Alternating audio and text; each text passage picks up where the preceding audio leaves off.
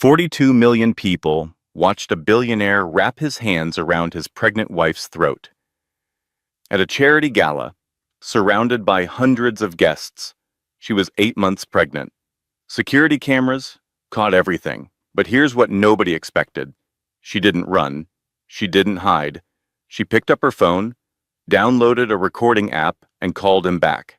What she did next brought a billion-dollar empire to its knees. This is the story of a woman who was told, "I own you," and decided those would be the last words her husband ever said to her without consequences. Lesson and value. This story carries one powerful truth. The door was always unlocked. She was her own jailer. The moment she stopped asking for permission to save herself was the moment she became free. If you or someone you know is trapped in silence, remember, asking for help is not weakness. It is the bravest thing you will ever do. This is not just a story about abuse. It is about reclaiming your identity, your voice, and your power. It is proof that no amount of money can silence the truth forever, and that one person's courage can break a cycle that spans generations. If this story moved you, leave a comment and tell someone who needs to hear it.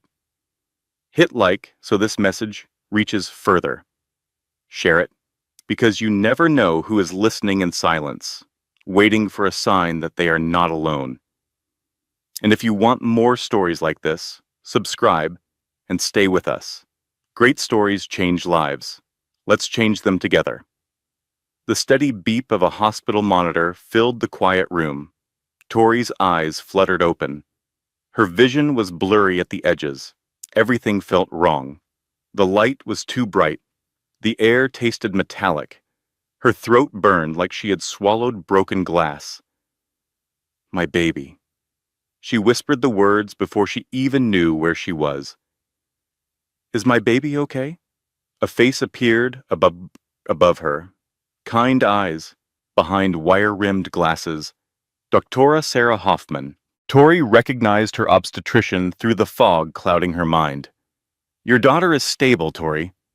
Dr. Hoffman placed a cold ultrasound wand on Tori's swollen belly. The screen beside the bed flickered to life, showing the outline of a tiny body curled inside her.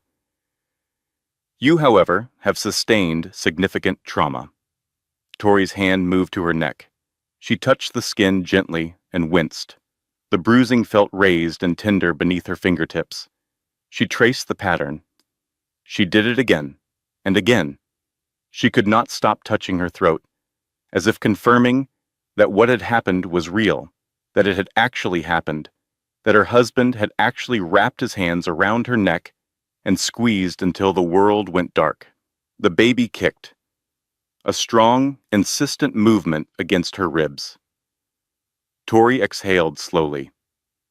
Her daughter was alive. They were both alive.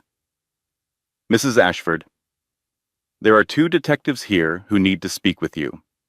Dr. Hoffman's voice was gentle but firm. Do you feel up to answering some questions?" Tori nodded. The motion sent pain shooting through her neck and down her spine. 2 people entered the room. A woman in her 50s with short gray hair and sharp eyes, a younger man with tired eyes and a notebook already open. The woman pulled a chair close to the bed while the man set up a recording device on the side table. "Mrs. Ashford, my name is Detective Martinez. This is Detective Brooks. We need to ask you about what happened at the Children's Cancer Gala last night." The older detective's voice was professional, but not unkind.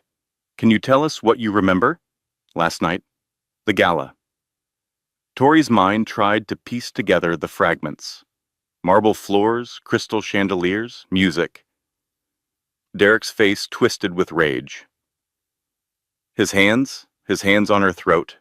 "I don't." She paused, swallowing carefully around the pain. "It happened so fast. Take your time." Detective Martinez said. Tori closed her eyes. Everyone saw. The thought crashed over her like a wave. She had been strangled in front of hundreds of people. In a ballroom full of cameras and witnesses, there was no denying it, no explaining it away, no saying she fell down the stairs or walked into a door or that it was all just a misunderstanding. 17 witnesses have already given statements, Detective Brooks said quietly. The venue's security footage captured everything. Tori opened her eyes. Tears spilled down her cheeks without permission. The door burst open. A man in his early 60s rushed in, his salt and pepper hair disheveled, his shirt untucked. James Caldwell stopped dead when he saw his daughter in the hospital bed. His face went white, then red, then completely expressionless. That last expression was the one that frightened Tori the most, because she had never seen it on her father's face before. It was not anger, it was something colder than anger, something more final. Baby girl. The words came out broken. Tori had not heard that nickname in years. Not since before she married Derek. Not since she became Mrs. Ashford and left her old life behind. Daddy. Her voice cracked. He, in front of everyone, I cannot. James moved to the bed and took her hand carefully, avoiding the IV line. His grip was warm and solid, real. She held onto it like a lifeline. I am going to fix this, he said. The way he said it was not a promise. It was a statement of fact, like saying the sun would rise tomorrow. The detectives exchanged glances and quietly gathered their equipment. We will come back later, Detective Martinez said. Get some rest, Mrs. Ashford. After they left, the room fell silent except for the monitor's persistent beeping. James held his daughter's hand and stared at the bruises on her throat. His jaw worked back and forth, but no words came out. He did not need to say anything. Tori could see it in his eyes. Another person appeared in the doorway. Rebecca Morrison, Tori's best friend since college, stood holding a tablet computer. Her mascara was smudged, and her usually perfect hair hung loose around her shoulders. Tori. Becca's voice trembled. I am so sorry. I did not want to show you this. But it is everywhere. She approached the bed reluctantly and held out the tablet. It was posted 4 hours ago.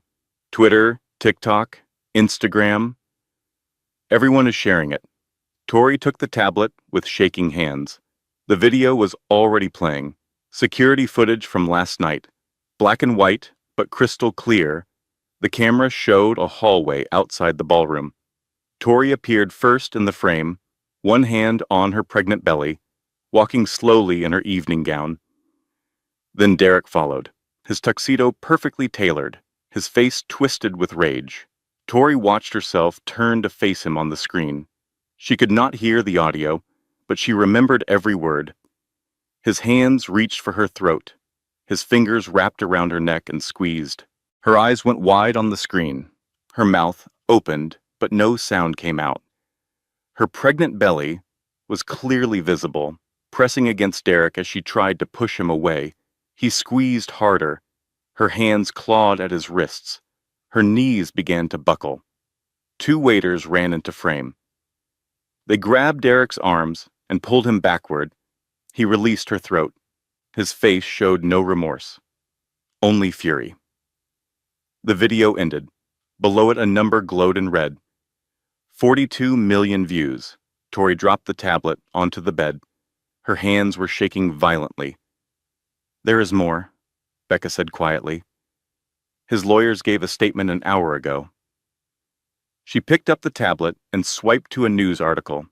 Derek's attorney stood on the steps of their mansion, microphones thrust toward him. Mr. Ashford deeply regrets the altercation that occurred last evening. The lawyer read from a prepared statement. His wife has been experiencing severe pregnancy-related emotional instability for several months. Mr. Ashford is committed to getting his family the help they need during this difficult time. Tori felt her father's hand tighten around hers. The video cut to Margaret Ashford, Derek's mother. She wore a cream-colored suit and pearl earrings. Her face was composed sympathetic, the picture of dignified concern. Tori has been very difficult throughout this pregnancy, Margaret said, dabbing at dry eyes with a tissue. We have all been worried about her mental state. Derek has been under tremendous pressure trying to care for her. They were already spinning the narrative, already making her the villain, the unstable wife, the emotional pregnant woman, the burden. Tori's phone, sitting on the bedside table, began to ring. Private number. She stared at it. 4 rings, 5. James reached for it, but Tori picked it up first. She pressed answer and held it to her ear. Come home, Victoria. Derek's voice was calm, measured, the voice he used with investors and board members, the voice that fooled everyone. We will forget this happened. I will tell everyone it was a misunderstanding. We will move forward. Tori's hand moved to her throat again. She touched the bruises. Real. Undeniable. No, she whispered. I am sorry. I did not hear that. His tone sharpened. What did you say? I said no. Silence on the other end. Then a laugh, short and cold, like ice cracking. You do not get to say no to me, Victoria. I own you. I own that baby. You will come home, or I will make sure you lose everything. The line went dead. Tori lowered the phone slowly. She looked at her father and her best friend. Both of them were watching her with identical expressions of concern and barely contained fury. I am not going back, Tori said. Her voice was stronger now, clearer. Something had shifted in her when Derek said those words. I own you. Something had broken, and something else had taken its place. I am never going back. James leaned forward and kissed his daughter's forehead gently. You will not have to. I promise you that. After Becca left to get coffee, and James stepped into the hallway to make phone calls, Tori was alone for the first time since waking up. She picked up her phone, stared at it. Then she opened the App Store and searched for call recording applications. She downloaded one, tested it, made sure it worked. She did not tell anyone. She did not ask permission. She did not wait for her father or her lawyer or anyone else to suggest it. She just did it, quietly, methodically, because she knew Derek would call again. He always called again. He always needed the last word, always needed to remind her who was in control. Next time, she would be ready. Next time, his own words would become the weapon she used against him. Tori set the phone down on the bedside table. She placed both hands on her belly and felt her daughter kick. We are going to be okay, she whispered. I do not know how yet, but we are going to be okay. The monitor beeped. The rain that had been threatening all morning finally began to fall, tapping gently against the hospital window. And somewhere across the city, in a penthouse apartment that cost more than most people would earn in 10 lifetimes, Derek Ashford was pouring himself a glass of whiskey and calling his lawyers, confident that his wife would come crawling back. He had no idea what was coming. 6 hours before the ambulance, 6 hours before the security footage, 6 hours before 42 million people watched her husband try to kill her, Tori stood in front of her walk-in closet, trying to decide what to wear. The Children's Cancer Gala was one of the biggest charity events of the year. She had been planning to attend for months, back when she still cared about these things, back when she still felt like herself. Are you ready yet? Derek's voice came from the bedroom. We are going to be late. Tori pulled out a navy blue maternity gown. It had long sleeves and a modest neckline. Safe, appropriate. Comfortable enough for a woman who was 8 months pregnant and whose back ached constantly and whose ankles were swollen and who had not slept through the night in weeks. Derek appeared in the closet doorway. His tuxedo was already on, perfectly fitted by a tailor who charged more for a single suit than most families spent on rent in a year. He looked at the dress in her hands, and his jaw tightened. "That dress makes you look enormous," he said. "Change. I am 8 months pregnant, Derek. I am enormous." His eyes narrowed. The temperature in the room dropped. "Don't be difficult. Pick something else." Tori hung the navy dress back up. Her hands were already shaking. She knew this mood. The tightness around his eyes, the clipped words, the way his jaw locked. Warning signs she had learned to read over 3 years of marriage. A language of danger that only she could translate. She pulled out a black dress, too formal, a burgundy one, too bright, a gray one, too dull. Jesus Christ, Victoria. Derek stepped into the closet. His cologne was sharp, expensive, overwhelming. "It is not that complicated." "Just pick a dress."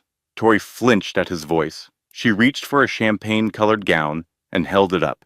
It was elegant, understated, the kind of dress that would photograph well without drawing too much attention. Derek looked at it for a long moment, then nodded once. "That is better? Hurry up." He left the closet. Tori changed into the champagne dress with shaking hands. It took her 3 tries to zip it up over her pregnant belly. When she looked in the mirror, she barely recognized the woman staring back. Hollow eyes, tight smile, a stranger wearing her face. She used to be someone. She used to be Victoria Caldwell. She used to run a nonprofit that helped underprivileged kids access education. She used to run marathons. 3 in 2 years, training for a 4th when she met Derek at a fundraiser. He had been charming that night, magnetic, the kind of man who made you feel like you were the only person in the room. She should have known. The charm was the trap. It always was. The drive to the gala was silent. Derek's driver navigated through evening traffic while Derek checked his phone. Tori watched the city lights blur past the tinted window. She touched her belly and felt her daughter kick. Strong, insistent, alive. "I am sorry," she thought. "I am so sorry I chose him." The car pulled up to the hotel entrance. Photographers lined the red carpet 3 deep. Camera flashes exploded like lightning as the door opened. Derek's hand found Tori's elbow as they stepped out. To anyone watching, it looked protective, gentle. The devoted husband helping his pregnant wife. Only Tori felt his fingers digging into her flesh, hard enough to leave marks beneath the fabric. "Smile," he whispered through his teeth. "Look happy." Tori smiled. The cameras loved it. Mrs. Derek Ashford, pregnant and glowing. The perfect billionaire's wife. Tomorrow, these photos would appear in society pages and celebrity gossip sites and Instagram feeds across the country. The beautiful couple. The fairy tale life. Nobody ever photographed what happened behind closed doors. Inside the ballroom, crystal chandeliers cast warm light over hundreds of guests, women in designer gowns that cost more than most cars, men in custom tuxedos drinking champagne that cost more per glass than a week's groceries for a normal family. Everyone who was anyone in the city had shown up for this event. Margaret Ashford appeared from the crowd. Derek's mother wore white silk and diamonds. Her hair was perfectly styled, her posture rigid, her smile as practiced as a politician's. She air-kissed Tori's cheeks without actually touching her skin. "Darling, you are." Margaret paused, looking Tori up and down with an expression that cataloged every flaw, glowing. The word hung between them like a blade. What Margaret meant was something entirely different. "You are fat. You are embarrassing. You are not good enough for my son. You are not good enough for this family." "Thank you, Margaret," Tori said quietly. She had learned long ago that any other response would be used against her. Derek's hand was still on her elbow, steering her through the crowd. Controlling where she went, who she talked to, how long she stayed in any conversation. She was not a person, At this party, she was a prop, an accessory, something to be displayed and managed. Then Tori saw someone across the room, and her face lit up genuinely for the first time that evening. Marcus Webb, an investigative journalist she had worked with years ago, back when she ran her own nonprofit, back when she had her own career and her own identity, back when she was still Victoria Caldwell. Marcus! She waved before she could stop herself. He made his way over, smiling warmly. He was in his late 30s, sharp-eyed, the kind of journalist who noticed everything and forgot nothing. Tori, it has been too long. How are you? I am good. Really good. She felt Derek's grip tighten on her arm, but she ignored it. For just one moment, she wanted to be herself. How is the journalism world treating you? Busy. I am working on a piece about corporate accountability right now. Some fascinating stuff. Marcus gestured to her belly. When are you due? 6 weeks. It is a girl. Congratulations. Are you going to go back to nonprofit work after she is born? Tori's eyes lit up. This was the first time in months someone had asked about her own plans, her own future. Not just the baby, or the marriage, or Derek's latest business deal. Someone was asking what Victoria Caldwell wanted. Maybe. I have been thinking about it. There is so much work that needs to be done in youth education, and I really miss. My wife is tired. Derek appeared at her side like a shadow. His smile was tight, controlled, the smile he used when he was furious, but surrounded by witnesses. Pregnancy brain. You know how it is? She does not know what she's saying. Actually, I was just... Tori started. Derek's hand moved from her elbow to her upper arm, his fingers pressed into the muscle hard enough to leave bruises. Hard enough that she gasped. But softly, so that only she and Derek heard it. Excuse us, Marcus. Nice to see you. He pulled Tori away from the conversation. She stumbled slightly, her center of gravity thrown off by her pregnant belly. Derek did not slow down. I need to use the restroom, Tori said when they were far enough from Marcus. Fine. Don't take forever. She made her way through the crowd toward the hallway that led to the bathrooms. The noise of the gala faded behind her. Her heels clicked on marble floors. The hallway was quieter here, cooler, the sounds of the party muffled by thick walls. She pushed open the restroom door and locked herself in a stall. Her hands were shaking again. She took deep breaths, trying to calm the racing of her heart. The baby kicked repeatedly, as if sensing her mother's distress. It is okay, Tori whispered, rubbing her belly in slow circles. It is okay. We are okay. She did not believe her own words. She had not believed them in a very long time. After a few minutes, she emerged from the stall. She washed her hands and checked her reflection in the mirror. Makeup still perfect, hair still in place, the bruise forming on her upper arm hidden beneath the champagne fabric. On the outside, she looked fine. She always looked fine. Tori stepped back into the hallway. Derek was waiting there. Her stomach dropped. He was leaning against the marble wall with his arms crossed. His bow tie was slightly loosened. He had been drinking. She could tell by the slight glaze in his eyes, the flush on his cheeks, the way he held himself just a fraction too carefully.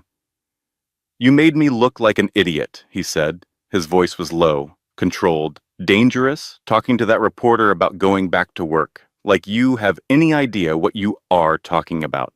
I was just making conversation, Derek. He is an old friend. I do not care who he is. You do not get to have opinions in public. You do not get to contradict me. You do not get to talk about your little charity project like it matters. I was not contradicting you. I just... Shut up. He stepped closer. His shadow fell over her. He was 6'2" and had 80 pounds on her, and she was 8 months pregnant with swollen ankles and a center of gravity that made it hard to stand straight. She had never felt smaller. Do you know how embarrassing it is to have a wife who cannot keep her mouth shut, who acts like she is still some nobody running a failed charity? Derek, people are right inside. They can hear his hand shot out and grabbed her throat. Tori's back hit the cold marble wall. The impact knocked the air from her lungs. The chandelier overhead swayed slightly, casting dancing shadows across the hallway. Derek's fingers pressed into her windpipe, not gradually, not with warning. He went from 0 to full force in less than a second.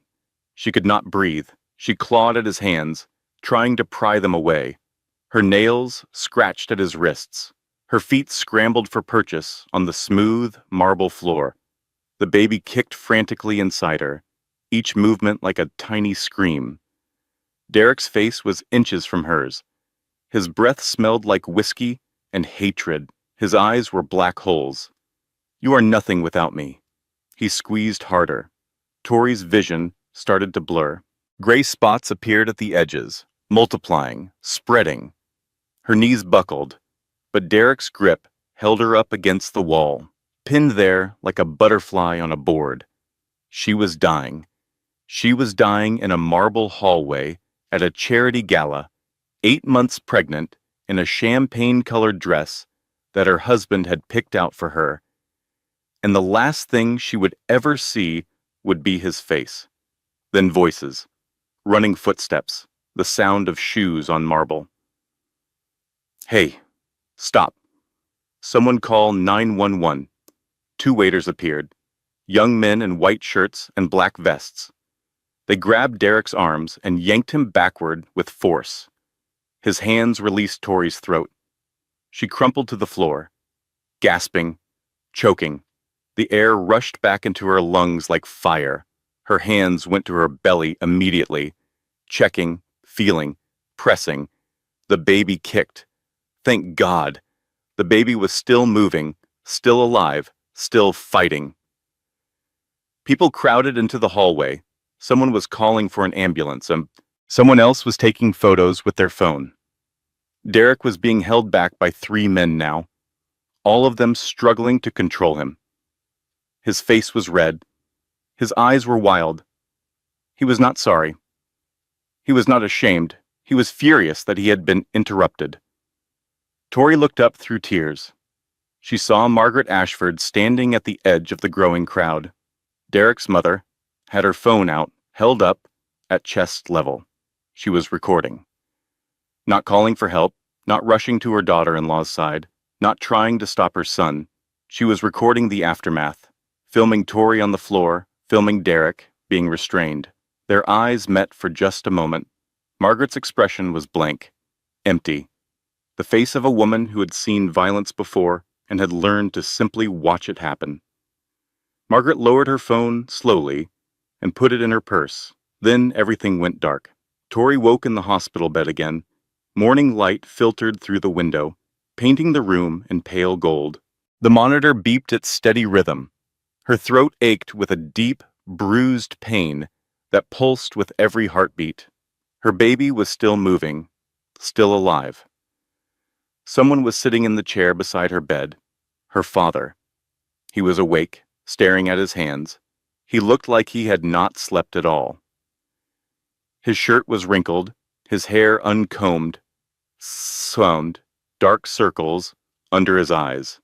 He looked 10 years older than he had yesterday. "Dad," Tori whispered. James looked up. His eyes were red-rimmed. "How are you feeling?" "Like I got hit by a truck." She tried to smile, but even that small movement hurt. "How long have you been here? All night. I was not going to leave you alone." Tori reached for the cup of water on the bedside table. James handed it to her carefully, steadying it in her shaking hands. She sipped slowly, the cool liquid soothing her damaged throat. "The police want another statement," James said. "But I told them it could wait. You need rest."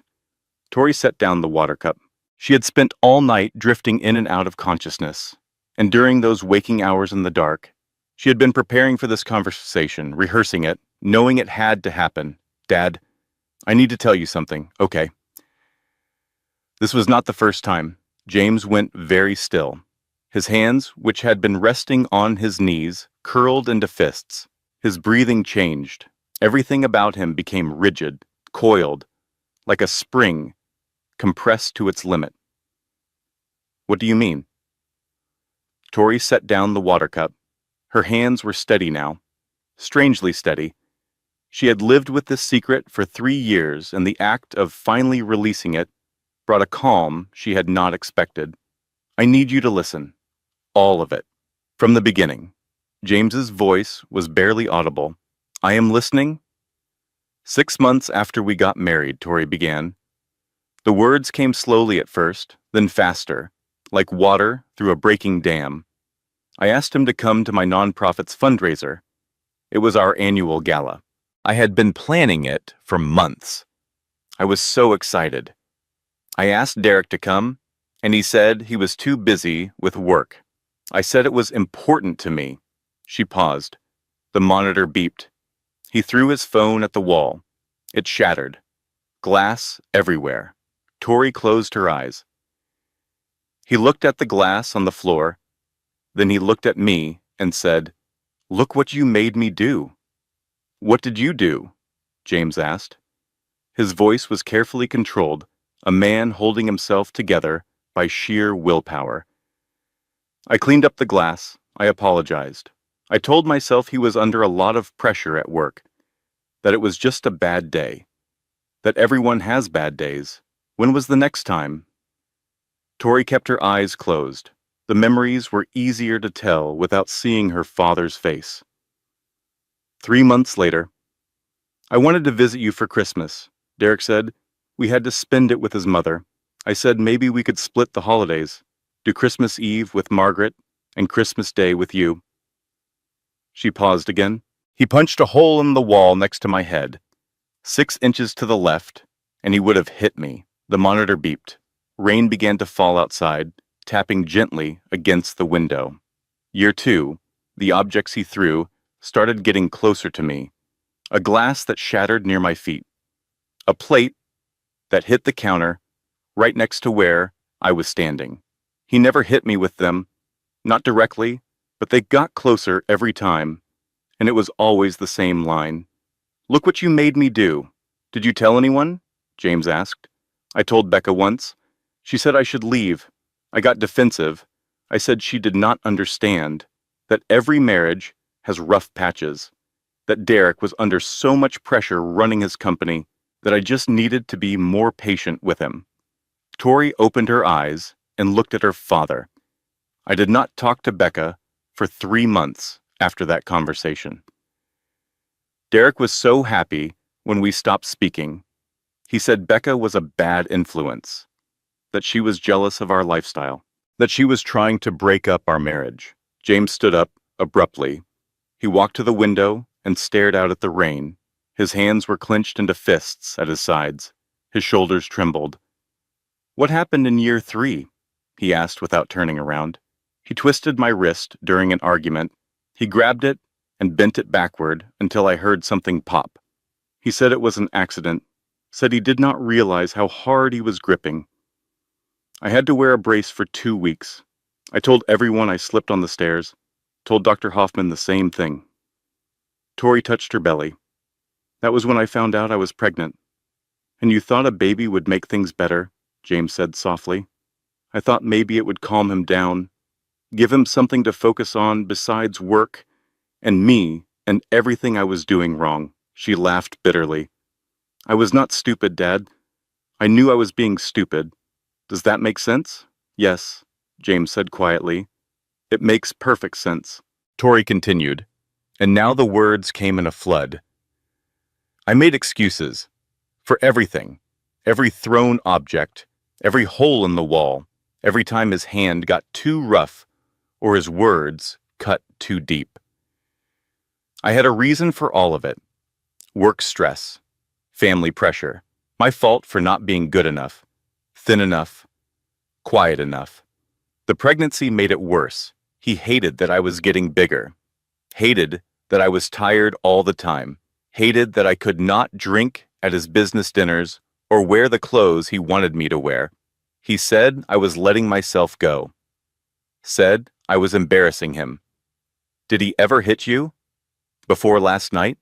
Not with a closed fist, but he grabbed me, pushed me, squeezed my arms hard enough to leave bruises I had to cover with long sleeves and makeup. Tori's voice dropped to a whisper. Last month, he shoved me into the kitchen counter. I hit so hard that I could not breathe for a minute. I told Dr. Hoffman I tripped over the cat. We do not even have a cat. James turned from the window. Tears were running down his face, but his expression was not sad. It was something else entirely. Something cold and hard and absolute. I should have seen it, he said. I should have known. I did not want you to know. Derek isolated me really well. Every time I tried to make plans with you, he would schedule something else. A business trip. A dinner party. His mother visiting. There was always a reason why I could not see you. When was the last time we had lunch? Just the two of us? Tori thought about it. The silence stretched between them, filled only by the rain and the monitor, before the wedding. 3 years ago. James closed his eyes. 3 years. His daughter had been living in a war zone for 3 years, and he had not noticed. He had been so busy building his own fortune, so caught up in his own world, that he had missed every sign, the canceled lunches, the long sleeves in summer, the way she flinched when Derek touched her in public, so subtle that only someone paying close attention would notice. And he had not been paying close attention. I am going to fix this, baby girl. I promise you that. How? He is a billionaire, Dad. He has lawyers and PR people and connections everywhere. James sat back down next to the bed. He took his daughter's hand.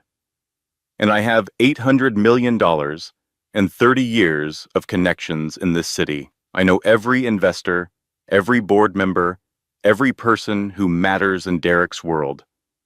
His voice was cold and calm, the voice of a man who had built a fortune from nothing, who had clawed his way up from a 2-bedroom apartment in a blue-collar neighborhood to the top of the financial world, a man who understood power and how to use it. I am going to take everything from him, James said, every last piece.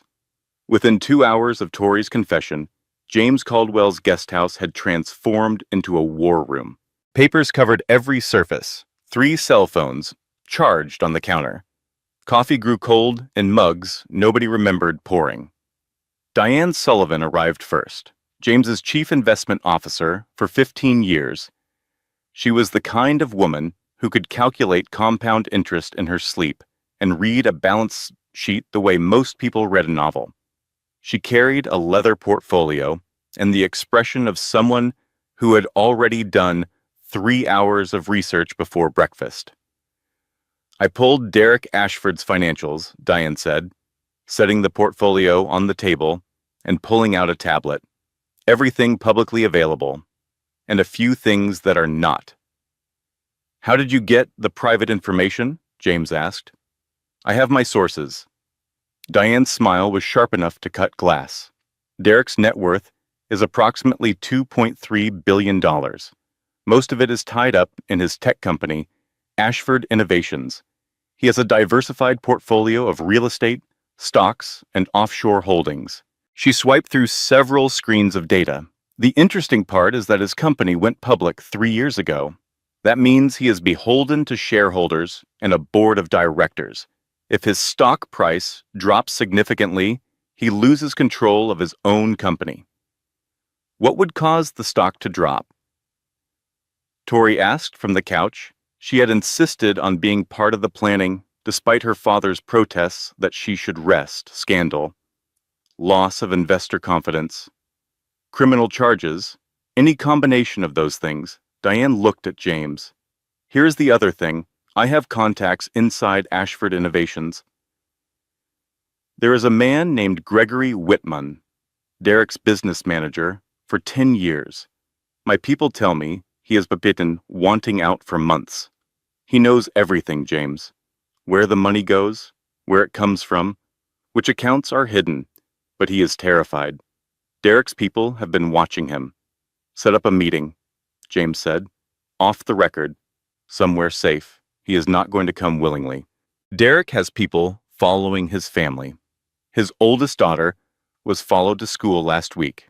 Then we offer him bafush protection, security detail for his family. Whatever it takes. Marcus Webb arrived next. The journalist had been up all night, dark circles under his eyes, laptop bag over his shoulder. He sat down at the table without preamble. I have been working on a story about Derek for 6 months, Marcus said. Corporate fraud, embezzlement, questionable business practices. I had pieces of the puzzle, but never enough to publish. Until now. He opened his laptop. I tracked down 6 women who dated Derek before Tori. 4 refused to speak. 1 left the country, but there is one, Jennifer Torres. She signed a non-disclosure agreement 5 years ago. He broke her wrist, paid her $500,000 to disappear.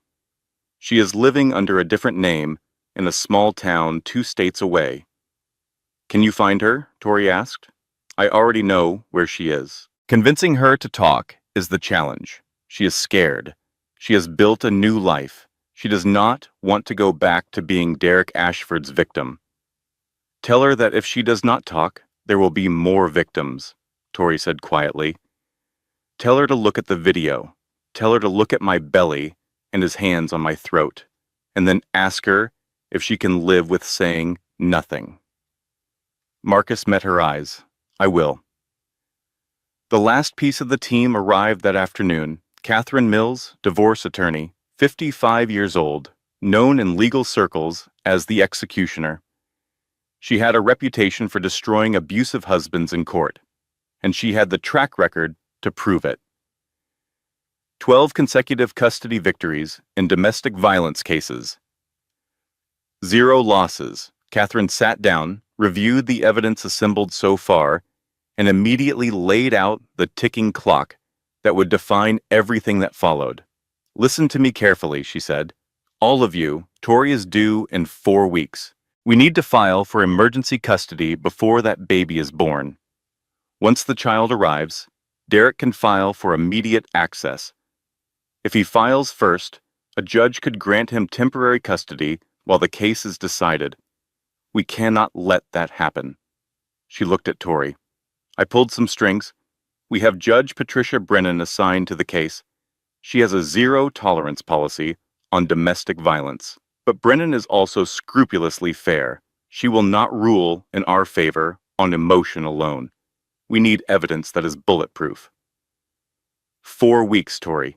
That is all we have.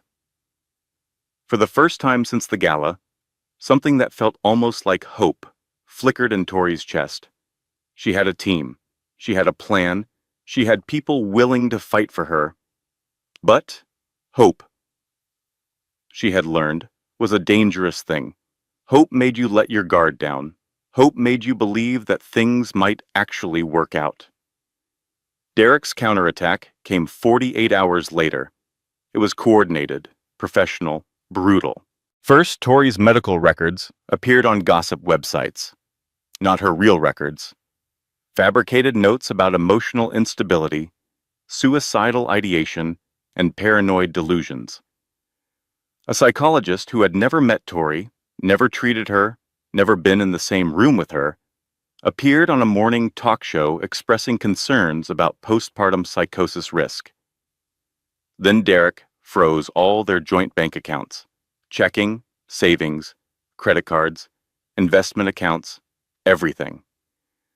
Tori opened her banking app with shaking hands and stared at her personal account balance. $300.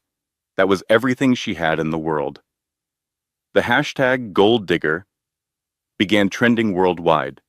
Thousands of people who had never met her, never spoken to her, never spent a single minute in her presence, were calling her a liar, a manipulator, a woman who trapped a good man with a pregnancy and was now trying to destroy him. Someone sent a photo to her phone. A surveillance photo of Tori leaving Dr. Hoffman's office, taken from across the street with a long lens, Below it, a message. "We are watching you. Come home." And then the worst blow landed. Derek's lawyers sent a cease and desist letter to Dr. Hoffman's medical practice, threatening a lawsuit for allegedly releasing confidential patient information. They demanded that she recant her preliminary assessment of Tori's injuries. They suggested, in the careful language of legal threats, that perhaps the injuries were self-inflicted. Diane called James that evening. Her voice was flat with defeat. Gregory Whitman backed out. Derek's people got to him. Someone followed his daughter to school again. His wife is threatening to leave him if he cooperates with us.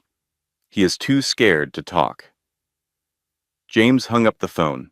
He stood in his study and stared at the wall for a long time. Then he called Catherine. "They are targeting everyone," he said. "Everyone who helps her becomes a target." "That is how abusers operate," Catherine replied. "They isolate. They threaten. They make the cost of resistance higher than the cost of surrender." In her room in the guest house, Tori lay in bed staring at the ceiling. The hope that had flickered to life that morning was gone, snuffed out like a candle in a hurricane. She picked up her phone at 2 a.m. "Dad, can I sleep in the main house tonight? I do not want to be alone." "Of course. Come over right now." She walked the short path between the guest house and the main house. The night was cold and clear, stars scattered across a black sky. Normal sounds of the city in the distance, a dog barking, a car alarm, the whisper of wind through trees. But Tori felt eyes on her, watching, following. She walked faster. The ticking clock read 26 days, days blurred together in a haze of anxiety and exhaustion. Tori stopped leaving her father's property. There was no reason to go outside, and plenty of reasons not to. News vans camped outside the gate. 20, sometimes 30. Reporters shouting questions every time the gate opened. Paparazzi hiding in bushes, with telephoto lenses, photographing her through windows. Protesters with signs that read "Derek is innocent" and "Gold digger." Someone left a dead rat on the doorstep. A real rat, body stiff, eyes glazed. A note tied to its tail with string. "Gold digger." James found it before Tori did. He threw it away without saying anything, but she saw his hands shaking. Tori retreated to the nursery her father had set up in the guest house. She painted the walls a soft yellow. She organized tiny clothes by size and color and season. She folded and refolded baby blankets until the edges were perfect. She built the crib herself, even though she was 8.5 months pregnant and could barely reach the screws, because building something felt like the only productive thing she could do. Becca found her one afternoon sitting on the nursery floor surrounded by baby socks. 2 nearly identical white pairs. One had pink trim, the other had pink polka dots. They were almost the same, but not quite, and Tori had been sorting them for 2 hours. "Tori, what are you doing?" Becca stood in the doorway with takeout bags and concern written across her face. "Organizing." Tori held up the socks. "These ones have pink trim. These ones have pink polka dots. They should not be mixed together. Okay. But you have been organizing those same socks for 2 hours. I need them to be right." Becca set down the takeout bags. She lowered herself to the floor beside her friend, sitting cross-legged among the piles of tiny clothes. She took the socks gently from Tori's hands and set them aside. "Talk to me. Really talk to me." Tori's hands immediately reached for another drawer to sort. Becca stopped her. "Tori, I am fine. I just need everything to be organized before the baby comes. I need to have control over something." Her voice cracked. "Because I cannot control anything else." And then it all came pouring out. The news is saying I am crazy. Derek's lawyers are threatening to take my baby. His mother is on television every day calling me a liar. Someone left a dead rat on Dad's doorstep yesterday with a note, and She pressed her hands against her eyes. I cannot stop organizing these stupid socks. She was crying now. Not the quiet, controlled tears she had shed in the hospital. Real crying, ugly crying, the kind that came from a place so deep it felt like drowning. Becca pulled her into a hug. You are not fine, and that is okay. You do not have to be fine right now. I am supposed to be strong. For the baby, for my dad, for everyone who is helping me. Being strong does not mean not breaking down. It means breaking down and then getting back up. Becca held her tighter. Let yourself fall apart for a minute. I have got you. Tori sobbed into her best friend's shoulder. All the fear and anger and grief she had been holding back for weeks poured out of her. She cried for the marriage she had thought she would have, for the man she had thought Derek was, for the woman she had been before she became Mrs. Ashford, for the future she had imagined that would never exist now. When the tears finally stopped, she felt emptied out, hollow, but also somehow lighter. That night at 3 a.m, Tori could not sleep. The baby was doing gymnastics in her belly. She got out of bed and walked to the nursery. The room was dark, except for moonlight through the window. She sat in the rocking chair and looked around at everything she had prepared. The crib with its soft yellow blankets, the changing table stocked with diapers, the bookshelf full of picture books she had chosen one by one, imagining herself reading them aloud to her daughter on quiet evenings. She had done all of this imagining Derek would be here, that they would be a family, that he would hold their daughter and suddenly become the man she had always hoped he could be. I am sorry, Tori said to her belly. I am so sorry I chose him. The baby kicked in response. Tori picked up a tiny onesie, white with yellow ducks. She folded it carefully, then unfolded it and folded it again. Her hands needed something to do. I used to run marathons before I met your father. Did you know that? I ran 3 marathons in 2 years. I was training for a 4th when I met Derek at a fundraiser. He was charming, magnetic. Everyone in the room wanted to talk to him, and he was talking to me. Fold, unfold, fold again. He said marathons were a waste of time, that I should focus on more important things, things that mattered to us, to our future. So I stopped running. I gave away my running shoes. I canceled my race registrations. I told myself it was a sacrifice I was making for love. She set down the onesie and picked up another one. Tiny socks, impossibly small. I used to have friends, lots of them. I had lunch dates and book clubs and girls' nights every other Friday. Derek said my friends were a bad influence, that they did not understand our lifestyle, that they were jealous of what we had.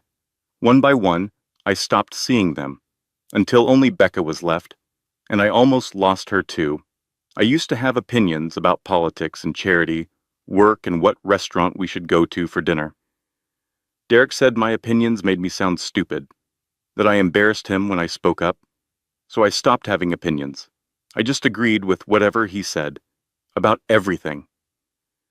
She realized she was crying again, silent tears running down her face in the moonlight. I used to be someone. Baby girl. I was Victoria Caldwell. I ran nonprofits. I helped people. I was smart and capable and strong. Then I became Mrs. Derek Ashford, and I forgot how to be Victoria. A memory surfaced. Her mother's last conversation. They had been sitting in a hospital room, much like the one Tori had woken up in after the gala. Her mother's hand was frail, almost translucent, the skin paper thin over bone. Cancer had taken almost everything, but not her eyes. Her eyes were still fierce. Baby girl, promise me something. Anything, Mom. Never let anyone make you small. The world will try. Men will try. Even other women will try. They will want you to shrink yourself down to make them comfortable. Do not do it. Take up space. Use your voice. Be big and loud and unapologetically yourself. I promise, Mom. But she had broken that promise. She had let Derek make her small. She had shrunk herself down until there was almost nothing left. Tori stood up from the rocking chair. She walked to the window and looked out at the rain. Her reflection stared back at her. Tired eyes, bruises fading on her throat, a pregnant belly that seemed impossibly large, but she was still here, still standing, still breathing.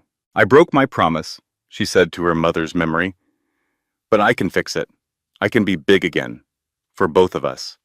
The ticking clock read 22 days, and somewhere in the back of her mind, an idea was forming, something nobody had suggested, something nobody would expect, something she would do entirely on her own. Tori could not sleep. She lay in bed at 4 a.m, scrolling through her phone while the baby shifted and kicked. She was thinking about something Diane had mentioned in passing during their first meeting. Gregory Whitman had let slip, before he backed out, that Derek had a mistress, a model, company money, paying her rent, expensive gifts, a luxury apartment downtown. Tori opened Instagram. She searched Derek's public account. It was polished and curated. Photos of him at charity events, at conferences, at his gleaming office. Nothing out of place. She searched his tagged photos, his following list. Nothing obvious. Then she remembered. Derek always had a second phone. He kept it in the safe in his home office. She had seen him check it late at night when he thought she was asleep. She had never asked about it because she knew better than to ask Derek questions he did not want to answer. Her phone buzzed. An unknown number. Tori stared at it, her heart hammering. She answered. A woman's voice, older, shaking, as if the person on the other end was terrified of being heard. Check his second account. The username has DA and numbers. The line went dead before Tori could respond. She stared at the phone for a long time. She did not know who had called, but the voice had been familiar, in a way she could not place. Not someone she knew well. Someone she had heard before, perhaps on television or across a crowded room. She started searching. DA2019, DA private, DA8834, account after account, none of them right. Then she found it. A private account with 3 followers. One of them was a model named Amber Collins. Tori scrolled through Amber's public page. She was 26. Beautiful in the way that professional models are beautiful, all sharp angles and practiced poses. She lived in a luxury apartment downtown. Her recent posts showed expensive gifts, designer bags, trips to Aspen, dinners at restaurants, where a single meal cost more than Tori had in her bank account. All paid for by Derek. All paid for with company money. Tori did not tell anyone what she was doing. Not her father, not Catherine, not Becca. She sent Amber a direct message. My name is Victoria Ashford. I am Derek's wife. I am not angry at you. I need to talk. It is about your safety. 2 days passed. Tori checked her phone constantly, convinced that Amber would ignore her, or worse, tell Derek. Then a reply. One word. Where? They met at a cafe 15 miles from the city. Tori wore sunglasses and a baseball cap. She felt ridiculous, like a character in a bad spy movie. But she also felt something else. Something she had not felt in years. Agency. She was doing something, not waiting for someone to save her, not relying on her father's money, or Catherine's legal expertise, or Marcus's journalism. She was taking action herself. Amber was already there when Tori arrived. She was smaller in person than she looked in photos. Thinner. Her makeup was perfect, but her eyes were wary, defensive. Oh, the eyes of a woman who expected an attack. "You are just a jealous wife trying to ruin his life," Amber said before Tori even sat down. Tori said nothing. She sat down. She pulled out her phone. She opened the gala video, and she set it on the table between them. No commentary, no explanation, just the footage. Amber watched Derek's hands close around Tori's pregnant throat, watched her struggle, watched her body go limp, watched the waiters pull him off, watched Tori crumple to the marble floor. The video ended. Amber had not moved. "He did this to me," Tori said quietly. "He will do it to you. It is only a matter of time. Has he checked your phone yet? Has he told you which friends are bad influences? Has he criticized what you wear? Has he said, 'Look what you made me do'?" Amber's face changed. Something flickered across it. Recognition, fear, the beginnings of understanding. She stood up without saying a word and walked out of the cafe. Tori sat alone for a long time. She drank her tea. She felt the baby kick. She wondered if she had just made a terrible mistake. She had not. 2 weeks later, when Derek started monitoring Amber's phone, when he started questioning where she went and who she talked to, when he started criticizing her friends and telling her that her modeling career was a joke and that she was nothing without him, Amber would call Tori, and she would have financial records showing every dollar Derek had spent on her through company accounts, receipts for the apartment, credit card statements for the gifts, wire transfers for the trips, SEISA evidence that Gregory had been too scared to provide. But that was 2 weeks away. Right now, the ticking clock read 20 days, and Tori had other battles to fight. While Tori was finding Amber, James and Diane were working on Gregory. Diane arranged a second meeting at a diner 60 miles from the city, a place where nobody would recognize them. Gregory arrived looking like a man who had not slept in a month. "They threatened my daughters, James. Someone followed my oldest to school again. A black car just sat there in the parking lot for 2 hours. My wife is terrified. She wants us to leave the state. I will provide security for your family," James said. "Private detail, 24/7, for as long as you need it. I will pay for everything. You do not understand." Derek does not just threaten. He follows through. So do I. Diane slid a folder across the table. "Gregory, listen to me carefully. The SEC is already sniffing around. They have been looking at Ashford Innovations' quarterly reports for months. Irregularities in the numbers. With or without your testimony, they will find the offshore accounts eventually. When they do, you will be implicated as an accomplice. You manage those accounts. You sign those wire transfers. Your name is on those documents." Gregory's face went white. "You can cooperate now," Diane continued. "Negotiate immunity. Be on the right side of this before it all comes down. Or you can wait, and you can go to prison alongside Derek." Gregory stared at the folder. His hands were shaking so badly that the coffee in his mug rippled. 3 days later, he met James in a parking garage on the far side of town. He looked over his shoulder the entire time. He handed James a USB drive. $200 million in embezzlement, Gregory said. Offshore account numbers, wire transfer records, emails where Derek explicitly discusses hiding money from investors and the SEC. It is all there, everything. He paused. His eyes were red. "I have 2 daughters. I cannot look at them anymore knowing I am helping a monster." His hands were still shaking when he walked away. The ticking clock read 18 days. Catherine Mills filed a subpoena for Tori's complete medical records from Dr. Hoffman. It was a standard legal procedure, a court order requiring the doctor to provide the files. At the same time, Derek's lawyers served Dr. Hoffman with a cease and desist letter, threatening to destroy her career if she complied with the subpoena. Dr. Hoffman consulted her own attorney. The answer was clear. A court subpoena had legal authority over a private cease and desist letter. She was legally obligated to comply, but compliance would come at a cost. Derek's lawyers would file complaints with the medical board.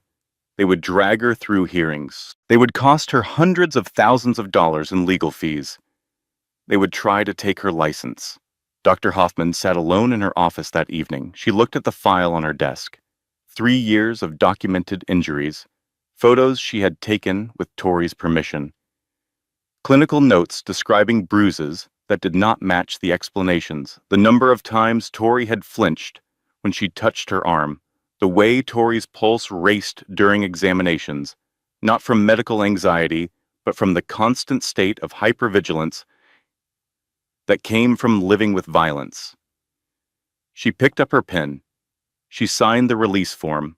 Her hand trembled, just slightly, but she signed it. The next day, Tori's complete medical file was submitted to the court. The real one. Every photo, every note, every documented injury across 3 years, and the cervical bruising from the strangulation that would later nearly kill her during delivery. The ticking clock read 15 days. Marcus Webb spent a week tracking down Jennifer Torres. He found her in a small town, 2 states away, living under a different name. She worked as a second-grade teacher. She had a small house with a garden and a golden retriever. She had built a quiet, normal life from the wreckage of what Derek Ashford had done to her. The first time Marcus knocked on her door, she opened it 2 inches and left the chain on. I signed an NDA. I cannot talk about it. $500,000. That is what your silence cost. Meanwhile, he is still hurting women. He strangled his pregnant wife on camera. I know. I saw the video. Jennifer's voice was flat, exhausted. The voice of a woman who had spent 5 years trying to forget. Then help me stop him. I will lose the money. He will sue me. He will send people after me. You do not know what he is like. Marcus left. He drove 2 hours back to the city. He lay awake all night thinking about Jennifer's face through the cracked door. The fear in her eyes, the way she held herself, shoulders hunched, arms crossed, making herself small. He went back a week later. This time he brought printed photos from the gala footage. 8x10 glossy prints, Tori's pregnant belly, Derek's hands on her throat. Her face contorted in terror. Jennifer opened the door wider this time. She stared at the photos for a very long time. Her hands were trembling. She is pregnant, Jennifer whispered. 8 months. He did the same thing to me. The choking. I thought I was going to die that night. I really thought it was over. He broke my wrist when I tried to fight back, snapped it like a twig. Then he drove me to the hospital and told them I fell off a horse. Who falls off a horse in Manhattan? Jennifer sat down slowly on her front steps. The golden retriever came and pressed against her legs. I will break the NDA. I do not care about the money, but I want you to print my real name. I am done hiding from him. The ticking clock read 12 days. Back in the city, Derek's lawyers filed for prenatal custody. They were claiming Tori was an unfit mother before her baby was even born. 3 psychiatrists who had never met Tori submitted evaluations diagnosing her with borderline personality disorder and postpartum psychosis risk. The evaluations were fiction, written by doctors Derek had paid, based on fabricated information Derek had provided. Simultaneously, Derek held a press conference announcing a massive charitable donation to children's cancer research. The cameras captured him standing at a podium with tears in his eyes, looking humble and generous and deeply misunderstood. In light of recent personal difficulties, I want to refocus on what truly matters: helping children in need. My wife and I have had our struggles, but I want to move forward with grace and compassion. He said, my wife, as if they were still together, as if he had not tried to kill her. The public narrative shifted. Comments flooded social media. Maybe she is unstable. He seems so genuine. She probably provoked him. Every marriage has two sides. Catherine called an emergency meeting. He is not just fighting the custody case, he is rewriting reality. And it is working. We need to file our petition tonight. And Marcus, that article needs to drop now, before he controls the narrative completely. But here was the despair that kept Tori awake at night. To win, she would eventually have to testify. She would have to sit in a courtroom and describe every detail of 3 years of abuse, while Derek sat 10 feet away. The man who strangled her would be watching her tell the world how he strangled her. Tori vomited in the bathroom. Becca held her hair back. I cannot do this, Tori said, her face pressed against the cool tile of the bathroom floor. You can. You have survived worse than a courtroom. Have I? That night, after everyone had gone to bed, Tori did something no one expected. She picked up her phone. She opened the recording app she had downloaded in the hospital days ago, and she called Derek. Her hands were shaking so badly, she almost dropped the phone. But she dialed the number. She pressed it to her ear. She waited. Derek answered on the second ring. His voice changed instantly when he heard her. The investor voice, the charming voice, the voice that fooled everyone. Victoria, I am glad you called. I have been worried about you. I have been thinking about what you said, about coming home. That is all I want. For our family to be together. You and me and our little girl, the way it was supposed to be. Tori kept her voice steady. Every word was calculated. She had rehearsed this conversation in her mind 100 times. She knew exactly which buttons to push. She knew Derek better than anyone, and she knew that his greatest weakness was his inability to resist gloating. But I need to know something first. If I come back, what happens to the people helping me? My dad? My lawyer? Derek's mask slipped, just for a moment. But a moment was all she needed. Your father is going to regret what he started. I will bury him. Catherine Mills will never practice law again. I have people pulling her financials right now, looking for anything we can use. And that reporter, Marcus Webb, I have already got people looking into his background. Everyone who crossed me is going to pay. What about Gregory? He quit. Gregory is a dead man walking. He thinks he can hide? I know where his daughters go to school. Lincoln Elementary, 3rd grade and 5th grade. I know their names. I know what time they get picked up. Tori's hands were shaking so violently, she thought she might drop the phone, but her voice stayed even, perfectly controlled. The performance of her life. Okay. I understand. I just needed to know. So you will come home? I will think about it. She hung up. She saved the recording.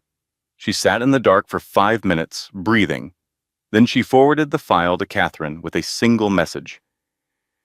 He threatened Gregory's children by name. He threatened Dad. He threatened you. He threatened Marcus. All on recording.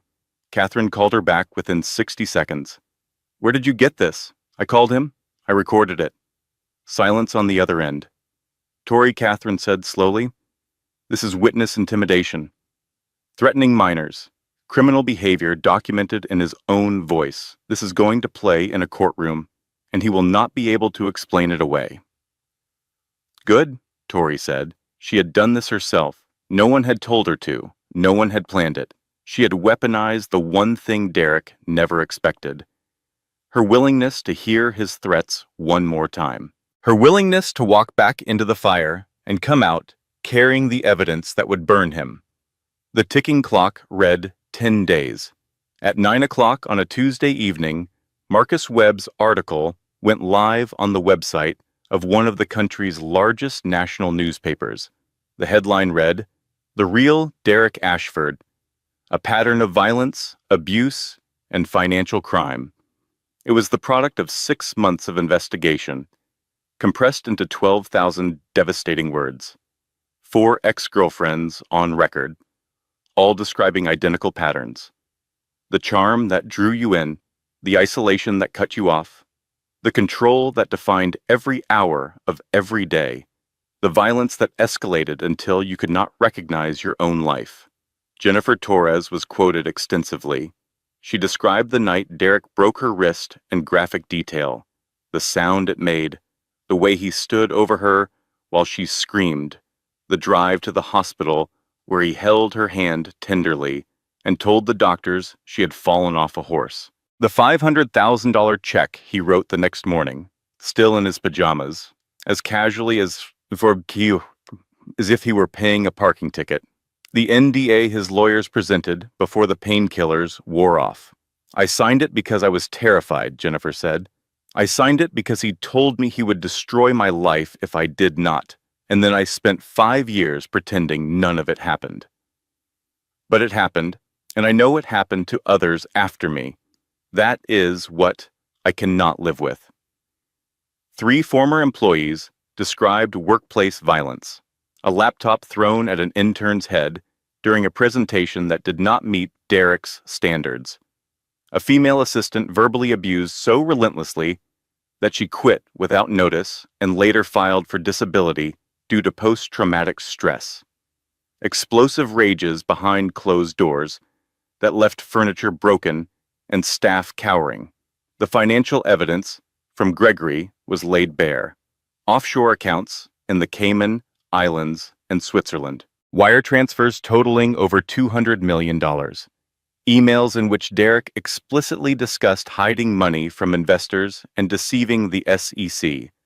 Quarterly reports that had been falsified to conceal the theft. The article included stills from the gala security footage. Derek's hands around Tori's throat, her pregnant belly clearly visible, her face contorted in terror, the moments before the waiters pulled him off. Gregory was quoted, "I worked for Derek Ashford for 10 years. I watched him become a monster.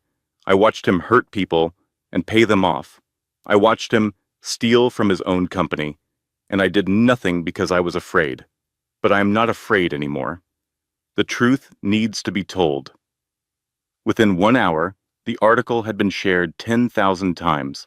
Within 2 hours, Ashford Innovations issued a statement denying everything and threatening legal action. Within 3 hours, 2 more women came forward with their own stories of abuse. By midnight, Ashford Innovations stock had dropped 15%. Derek left a voicemail on Tori's phone. She did not answer. She let it record. "That article is full of lies. I will sue that reporter into poverty. I will take our daughter, and you will never see her again." Tori saved the voicemail. More evidence. Every word he spoke dug his grave deeper, and he was too arrogant to realize it. The custody hearing began 8 days before Tori's due date. 3 days in Judge Brennan's courtroom. Day 1. Catherine presented the evidence. Medical records from Dr. Hoffman, 3 years of documented injuries, clinical photographs showing bruises on arms, ribs, wrists, notes describing a patient who flinched at unexpected touch, documentation of cervical bruising from the strangulation at the gala, witness statements from 17 people who had been at the gala, all of them describing the assault in graphic detail. Several mentioned that Derek had been drinking heavily throughout the evening. 2 said they had heard him making threatening comments about Tori earlier in the night. The security footage, played on the courtroom's large screen. No sound, just the silent, undeniable images. Derek following Tori, his hands on her throat, her body going limp, the waiters pulling him off, Tori collapsing to the floor. Gregory Whitman's financial testimony, bank statements, wire transfers, email chains, $200 million that could not be accounted for through legitimate business operations. Jennifer Torres, on the witness stand, her voice steady despite her trembling hands. The broken wrist, the NDA, the payoff. The 5 years of silence and shame, 3 former employees describing explosive rages and workplace violence. And then Catherine played Tori's recording, Derek's own voice filling the courtroom, threatening her father, threatening her lawyer, threatening Marcus Webb, threatening Gregory's children by name. The courtroom went completely silent. Even Derek's lawyers stopped writing. Day 2, Derek's defense. 3 psychiatrists who had never met Tori were dismissed by Judge Brennan within minutes. Unless you have personally evaluated Mrs. Ashford, I am not interested in your speculation about her mental health. Margaret Ashford took the stand. She wore a simple black dress and pearls, the picture of dignified motherhood. She described Tori as difficult, controlling, manipulative. Then Catherine played Margaret's own video from the gala. The footage Margaret had shot on her phone while her son strangled his pregnant wife, the camera shaking slightly, the hallway, Derek's hands, Tori's body. Margaret filming it all. You recorded your son attempting to murder his wife, Catherine said, and you did nothing. You did not call for help. You did not try to stop him. You did not put down the phone. You just kept filming. I was in shock, Margaret whispered. Or perhaps you were gathering footage to use against Victoria later. Margaret's composure shattered. She had no answer. Day 3. Judge Brennan reviewed everything. Then she delivered her ruling. The evidence presented by Mrs. Ashford's legal team is overwhelming and deeply disturbing. Multiple witnesses testified to a consistent pattern of violent, controlling, and abusive behavior by Derek Ashford spanning more than a decade. Medical evidence confirms years of physical abuse. Video evidence shows a clear and undeniable attempt to strangle Mrs. Ashford while she was 8 months pregnant. Judge Brennan looked directly at Derek. Mr. Ashford, I find your defense to be insulting to this court's intelligence. You attempted to murder your wife in front of hundreds of witnesses. You then used your wealth and influence to launch a smear campaign against the victim. You fabricated medical records. You paid people to lie for you. And you stood in my courtroom today and continued to lie. She turned to Tori. Mrs. Ashford, I am granting your petition in full. You will have sole legal and physical custody of your daughter upon her birth. Mr. Ashford will be allowed supervised visitation only. 1 hour per month in a secure facility with a court-appointed supervisor present. This arrangement will be reviewed after 1 year. Furthermore, I am issuing an emergency protective order. Derek Ashford is not to come within 500 feet of Victoria Ashford at any time. He is not to contact her directly or indirectly. Any violation of this order will result in immediate arrest. I am also referring this case to the District Attorney's Office for Criminal Prosecution. What you did to your wife was attempted murder. You should be in jail, not standing in my courtroom making demands. The gavel came down. Tori collapsed into Catherine's arms, sobbing with relief that shook her entire body. James wrapped both of them in a hug so tight it almost hurt. Becca was crying. Even Catherine, who had seen 100 courtroom victories, had tears in her eyes. She had won. It was over. Charlotte was safe. The ticking clock read 3 days until the due date. They had made it just in time, 2 days after the custody hearing. At 3:17 in the morning, Tori woke up with a contraction so intense it took her breath away. She lay in bed for 10 minutes, timing them on her phone. 5 minutes apart, then 4, then 3. This was not false labor. This was real. She called her father. He answered on the first ring. He had barely been sleeping since the gala anyway. "Dad, I think it is time. I am coming right now. Do not move." 10 minutes later, James was at her door with a pre-packed hospital bag they had prepared weeks ago.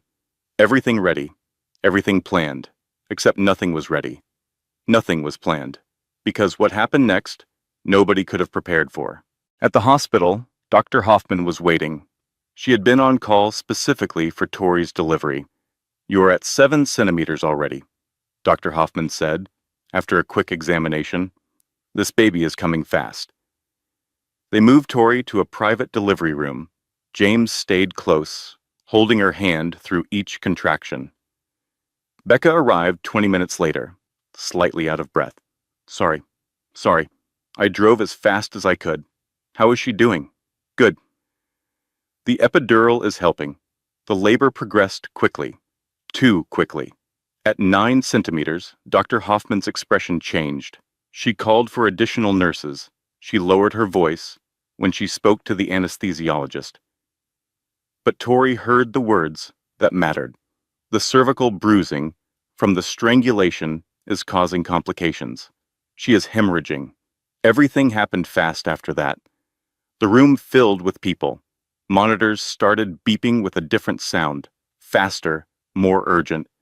Dr. Hoffman made the decision within 30 seconds. "We need an emergency C-section, now." Tori felt the room spinning, felt hands lifting her onto a gurney, felt the cold air of the operating room, felt the epidural being adjusted. She reached out blindly and found her father's hand. "Is the baby okay? Dad, is the baby okay?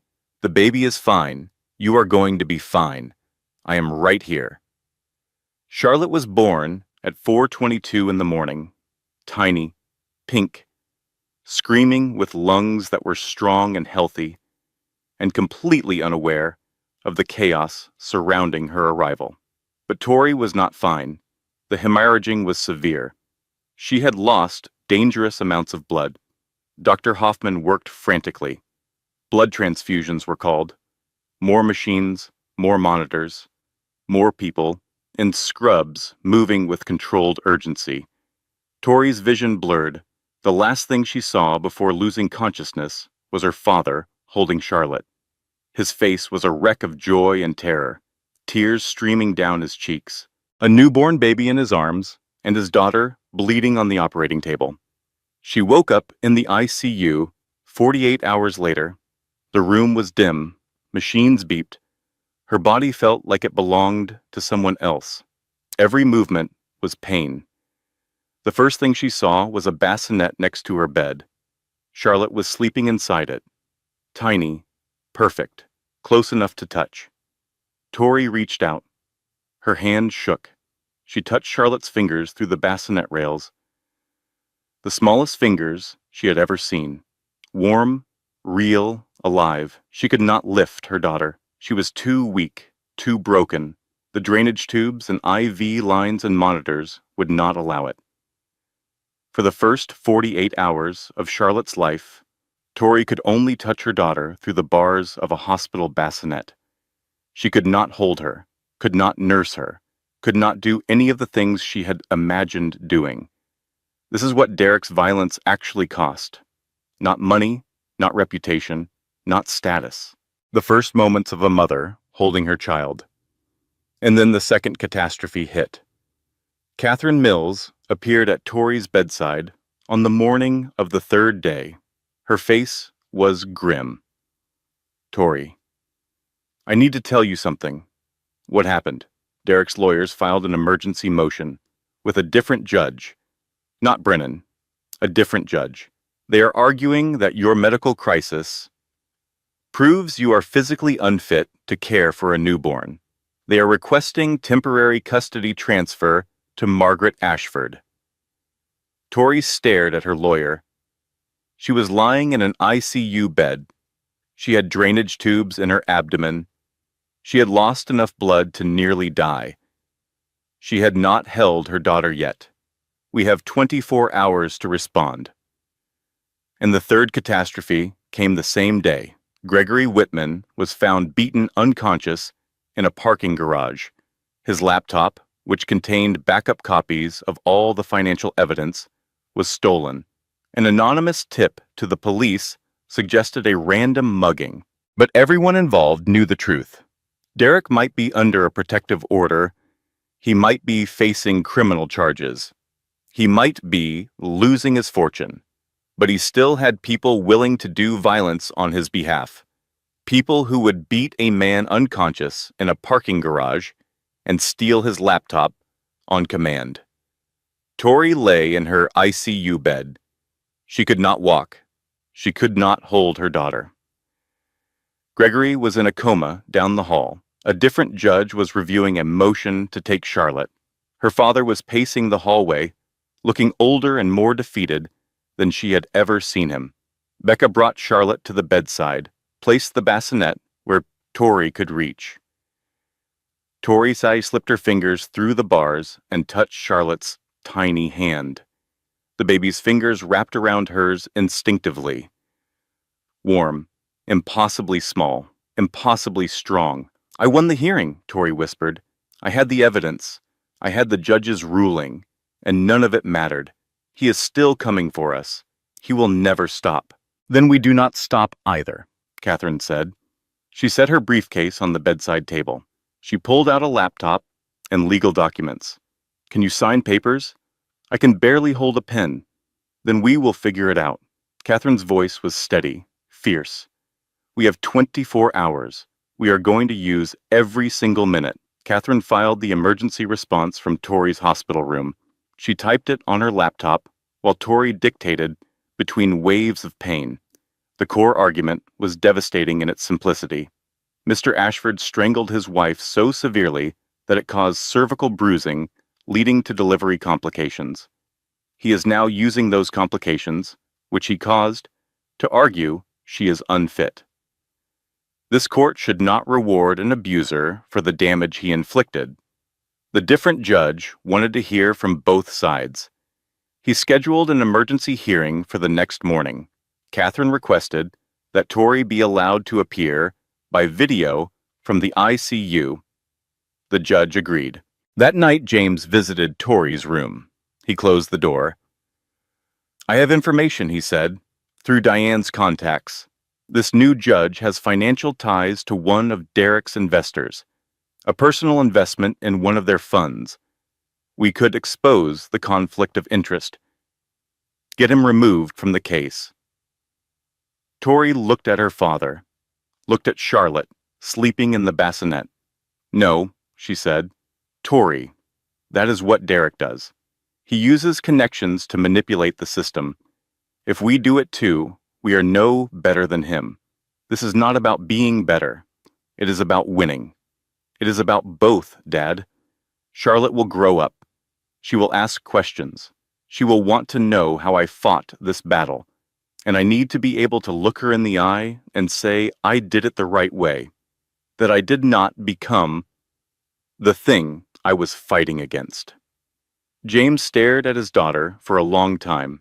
This woman in a hospital bed who could barely sit up, who had nearly died bringing her child into the world, who was fighting for custody from an ICU while the man who put her there was trying to take her baby.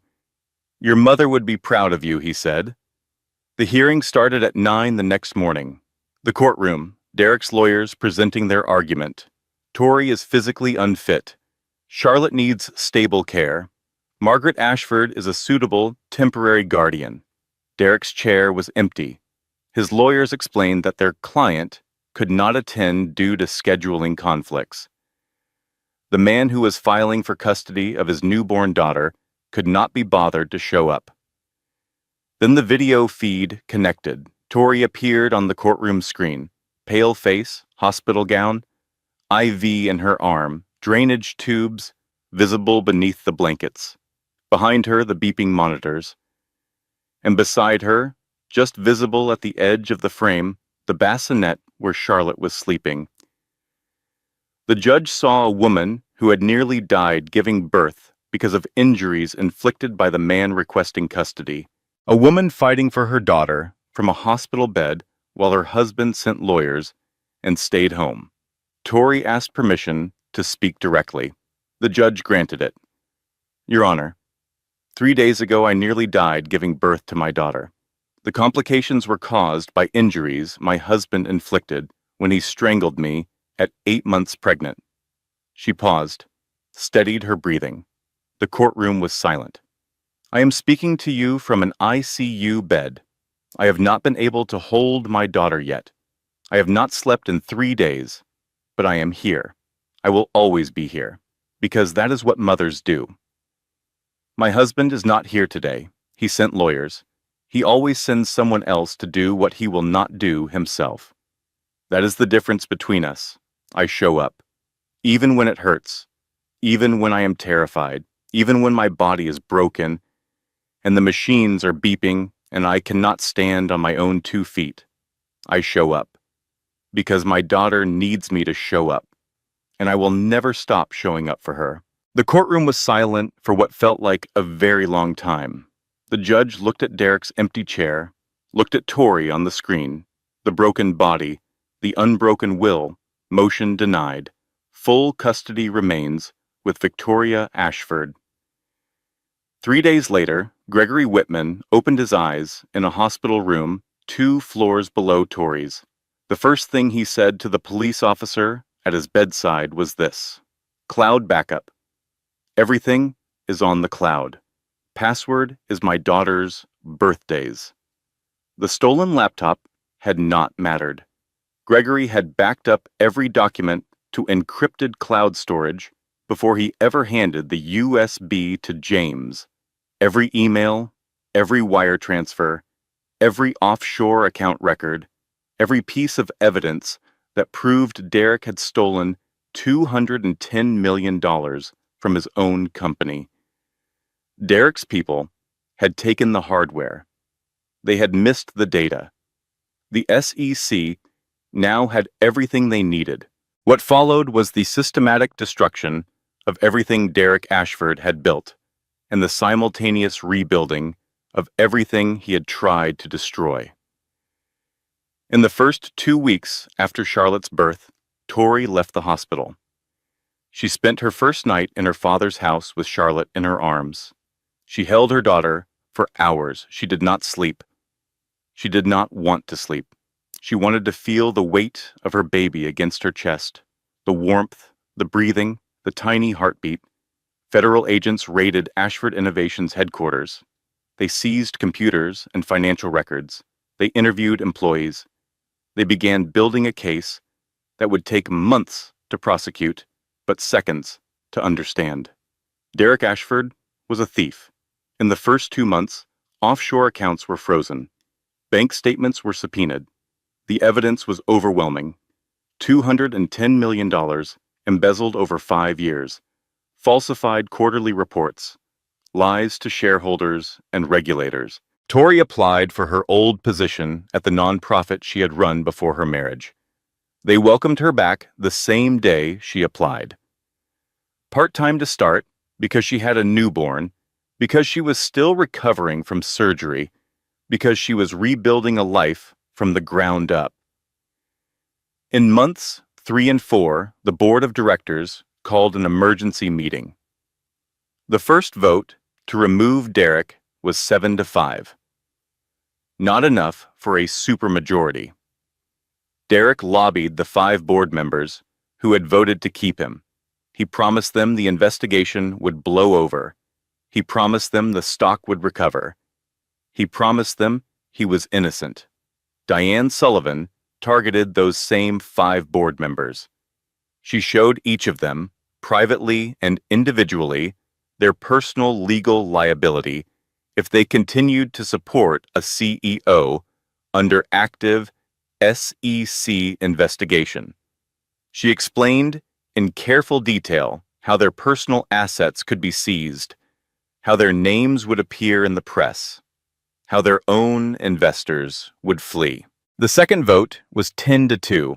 Derek Somerset was terminated as CEO of the company his father had started and he had built into a billion-dollar empire. Security guards escorted him from the building.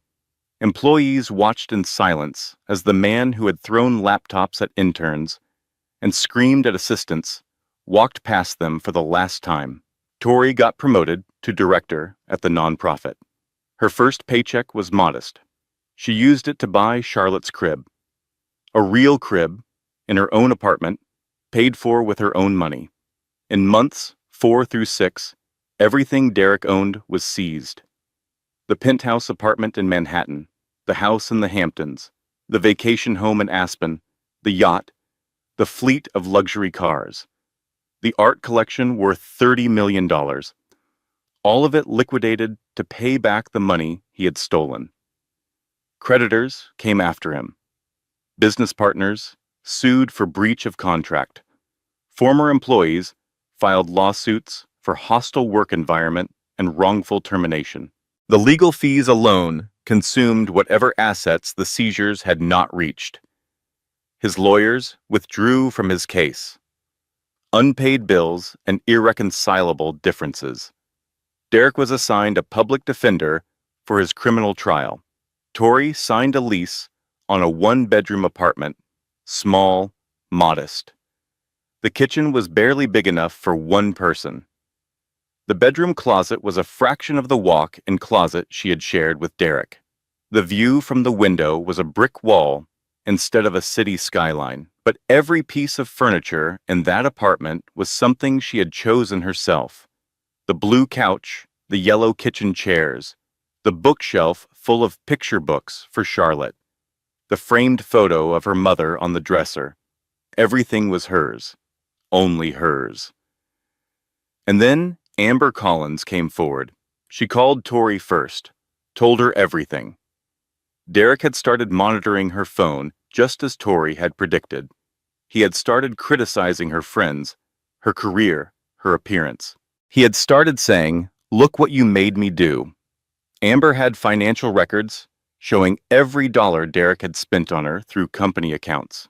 The apartment lease in his company's name, credit card statements for gifts purchased with corporate funds, wire transfers, for trips charged to the business. The SEC added additional charges, more embezzlement, more fraud. The case against Derek grew deeper and wider and more inescapable with each passing day. Tori spoke at a domestic violence support group for the first time. 15 women in a circle in a church basement. She told her story. Not all of it, but the parts that mattered. "I was lucky," she said. "My father had resources most people do not. He spent everything he had to fight my abuser. Not everyone has that." "So what do we do?" "You save yourself," Tori said.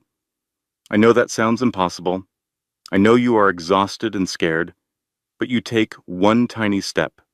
You call a hotline. You tell one person the truth. You save $1 in a secret account. You take one step toward the door." She looked around the circle and saw herself in every face. "The door was always unlocked," she said quietly. "I was my own jailer. I stayed because I was afraid. But being afraid and free is better than being afraid and trapped." Then the phone call she had not expected. Margaret Ashford. It was evening. Charlotte was asleep. Tori almost did not answer. "Victoria, please do not hang up." "What do you want?" The anonymous call. "The one about Derek's second account." "That was me." Silence. Tori sat down slowly. "I could not stop him publicly," Margaret said. Her voice was breaking. "I was too afraid, but I could point you in the right direction. Why did you not do more?" "Because I spent 30 years married to a man just like him. Derek's father hit me for 3 decades. I normalized it. I accepted it. I taught my son that violence was how men expressed love. Without ever saying the words, I taught him that. And by the time I realized what I had created, it was too late." Margaret was crying now. "I raised a monster. I see that now. I'm getting help. Therapy. Support groups. I am trying to understand how I became this person." "That does not excuse what you did," Tori said. "Filming me, calling me unstable on television. Nothing excuses it." Tori did not forgive her, but she understood her. Margaret was what Tori could have become if she had stayed another 10 years, another 20, another 30. A woman so deep in the cycle of violence that she could not even recognize it anymore, could only pass it on to the next generation like a disease. The supervised visit happened on a Tuesday. Gray facility, cameras in every corner, fluorescent lights that hummed. A social worker named Linda sat near the door. Tori sat at a table with Charlotte on her lap. Her daughter was 4 months old now, curious, alert, reaching for everything. Derek walked in. Tori barely recognized him. He had lost weight. His hair was unkempt. He wore a cheap suit that did not fit properly. His face was gaunt, dark circles carved beneath his eyes. He looked 10 years older than he had at the gala. He had already been convicted. The trial had lasted 2 weeks. The evidence was overwhelming. Tori had testified. She sat in the witness chair and told her story clearly and calmly. She pointed to the fading scars on her throat. She looked at the jury and told them the truth, the whole truth, everything she had hidden for 3 years. And the jury had believed her. Guilty on all counts. Sentencing was scheduled for the following week. Derek's eyes went to Charlotte immediately. Something crossed his face. Grief, maybe, or regret, or just the recognition of what he had lost. "She is beautiful," he said. His voice was hoarse. "Can I hold her?" "No." "Victoria, please, she is my daughter. I just want to hold her for 1 minute. You tried to kill her when you had your hands around my throat. You were killing both of us. You do not get to hold her." Derek's jaw clenched. Tori recognized the expression. The anger building. The control slipping, but he could not do anything here. The cameras were recording. Linda was watching. Security was outside the door. He was powerless. "I am sorry," Derek said, "for everything. I was under so much pressure. Work. Family expectations. I was not myself. Stop." Tori's voice was firm. "You do not get to do that." "Do what?" "Make excuses. Blame circumstances. Pretend you are someone else. You are yourself, Derek. The man who threw things at me, who twisted my wrist, who isolated me from my friends and family, who tried to strangle me while I was pregnant with your daughter. That is who you really are. I was sick. I needed help. You are not sick. You are abusive. There is a difference. Sick people want to get better. They take responsibility. They change. You did none of those things. Even now, in this room, you are making excuses. You destroyed my life. No, you destroyed your life. Every consequence you are facing is the direct result of your own choices. Your father spent $800 million to ruin me. My father spent $800 million to protect me, to protect Charlotte, because that is what real love looks like. You do not know what love is, Derek. You think love is control, possession, ownership, but it is not. Love is sacrifice. It is protection. It is putting someone else's well-being above your own. Tori shifted Charlotte in her arms. Her daughter was reaching for a toy on the table, completely uninterested in the man sitting across from them. By the time you get out of prison, Charlotte will be an adult. She will know exactly who you are and what you did, and she will make her own choice about whether to have a relationship with you. That is her decision, not mine, not yours. Derek stood up abruptly. The chair scraped against the floor. Linda stepped forward. Security guards moved closer. "I cannot do this," he said. He turned and walked out of the room. The door closed behind him with a hollow thud. Tori walked out of the facility into afternoon sunshine. Becca was waiting by the car. "How do you feel?" Tori thought about it. She had expected to feel triumphant, vindicated, satisfied. She felt none of those things. What she felt was lighter, like a weight she had been carrying for years, a weight she had gotten so used to that she had forgotten it was there, had finally been set down. I feel nothing, she said. And that is exactly right. Catherine texted 1 week later. 25 years. Attempted murder. Embezzlement. Witness intimidation. Sentences consecutive. It is really over. Tori did not go to the sentencing. She was at the park with Charlotte. Her daughter was 7 months old now, crawling on the grass, grabbing fistfuls of dandelions, babbling at birds. Tori read the text. She put her phone away. She pushed the swing. Charlotte laughed. The sound was pure and free and full of everything that mattered. That night, after Charlotte was asleep, Tori sat on the couch in her small apartment and recorded a voice memo on her phone, something for Charlotte to listen to someday when she was old enough to ask questions about her father, when she was old enough to want to know the truth. Hi, baby girl. If you're listening to this, it means you are old enough to want to know the truth about me, about your father, about everything that happened. So here's what I want you to know. Your father was abusive, not because of work stress or family pressure or any external circumstance. He was abusive because he made a choice to hurt people he claimed to love. That was his choice, not mine, not yours, his. I stayed in that relationship for 3 years. I made excuses for him. I explained away every red flag. I thought I could fix him. I thought love was enough. I learned that love is never enough when the other person does not want to change. I also learned that asking for help is not weakness. It is strength. Your grandfather, Becca, Dr. Hoffman, Catherine, Marcus, Gregory.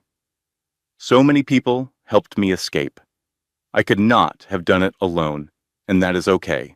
The moment I stopped asking for his permission to save myself was the moment I became free. You are not responsible for your father's actions. His choices have nothing to do with who you are or who you will become. You get to choose your own path. I will never let anyone make you small, and I will teach you to take up space, use your voice, and be unapologetically yourself. That is what your grandmother taught me, and it is what I am teaching you. She stopped the recording and saved it. She would add to it over the years. Build a complete picture, the truth, with no sugarcoating and no bitterness, just facts, just reality, just love. In a prison cell 500 miles away, Derek Ashford sat on a metal cot and stared at a concrete wall. The cell was 6 feet by 8 feet. The light was a fluorescent tube that buzzed constantly. He wore an orange jumpsuit. He had no photos, no letters. No one was coming to visit. His bank account balance was 0. His company was gone. His homes were gone. His cars, his yacht, his art collection, his custom suits, his second phone, his private jet, his name on the side of a building. All gone.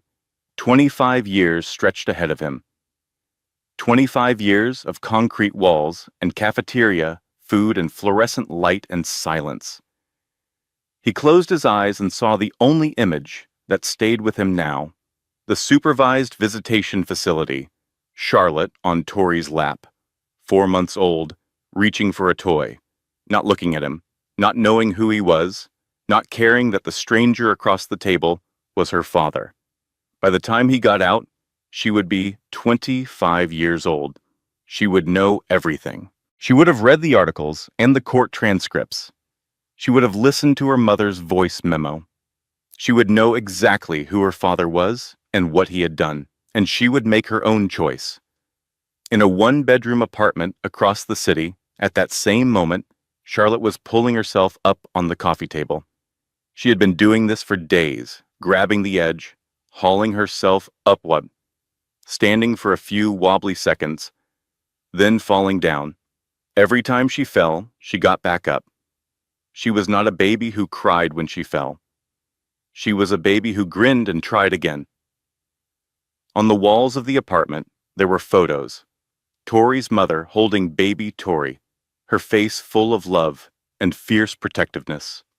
James holding Charlotte at the hospital, tears on his cheeks and wonder in his eyes. Becca making silly faces while Charlotte giggled.